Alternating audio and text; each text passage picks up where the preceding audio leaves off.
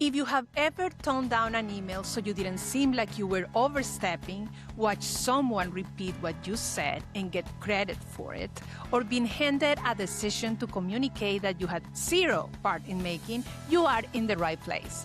You are listening to Pull the Thread, a Threadwell Studio production. I'm your host, Erika Matallana, and this is a place for women in communications and marketing who are excellent at what they do and still have to fight for the authority their work has already earned. We don't just name the problem here. We figure out what to do with it. Let's pull the thread. Welcome to the very first episode of Pull the Thread. I am so excited that you're here. I'm Erika Matallana, founder of Threadwell Studio and a former corporate communications leader who spent more than 20 years navigating the exact same dynamics, politics, and moments of quiet frustration that you are probably living through right now. Living that world gave me something I didn't have when I was inside it: perspective, distance, the ability to see the whole picture without being in the middle of it. And what I can see from here is worth talking about. That's what this show is all about. Honest conversations about what it actually looks like to build a career and an influence in the communications and marketing field as a woman, with someone who has been in those rooms, made the mistakes, figured some things out, and is no longer too worried about who is listening to say what is true. Let me tell you a story. When I first moved to this country and started navigating corporate America, I had this ongoing internal debate with myself that I now find funny in retrospect. Every time something felt off, or every time I walked out of a meeting confused or frustrated, or like I had somehow missed something that everyone else understood, I will ask myself, is this a me thing? Like, is this a cultural thing? A language thing? You are new here and you don't understand how this works yet thing? Or is this just what it is like to be a woman in corporate America? And I'm almost embarrassed to admit, but it took me a long time to figure out that it was actually both. It was absolutely both. But the part that really got me, the part that I was not prepared for, was realizing that the women who had been here their whole lives, who grew up speaking the language, who understood every cultural reference, who had never once had to think about whether they belong, they were just as confused as I was, just as stuck and just as unseen. And I remember thinking, oh, this is not an assimilation problem. This is a structural problem.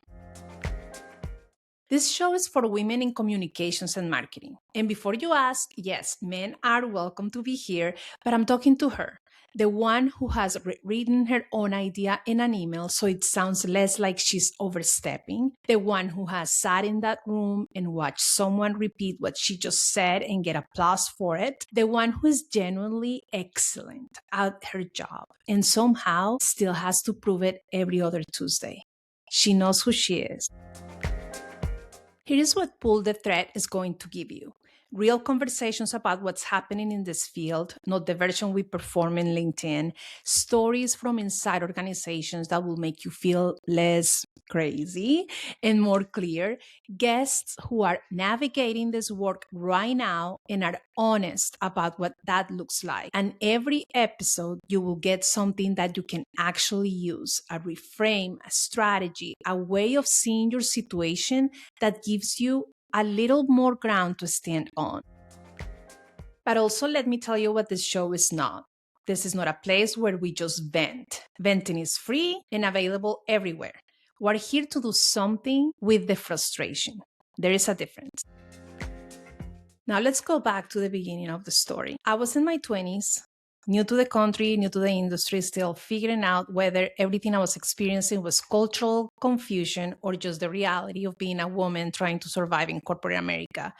And now we know it was both. And I remember a meeting specifically when I was new with a team that was mostly women, which was great, but not unusual. As we know, women make up 60% of all communications and marketing roles in the US alone. But then I watched the most senior woman in the room, the one with the most experience, the most context, the one whose read on the situation was almost certainly the most accurate, do something that I have never forgotten. Almost every time before she spoke, she looked at the men in that table, not in a very obvious way, just a quick check, right? Like she was making sure that whatever she was about to say had been pre-approved by them. She wasn't leading, she was managing. And I sat there still figuring out whether I was confused or because it was a gender thing. And then I thought,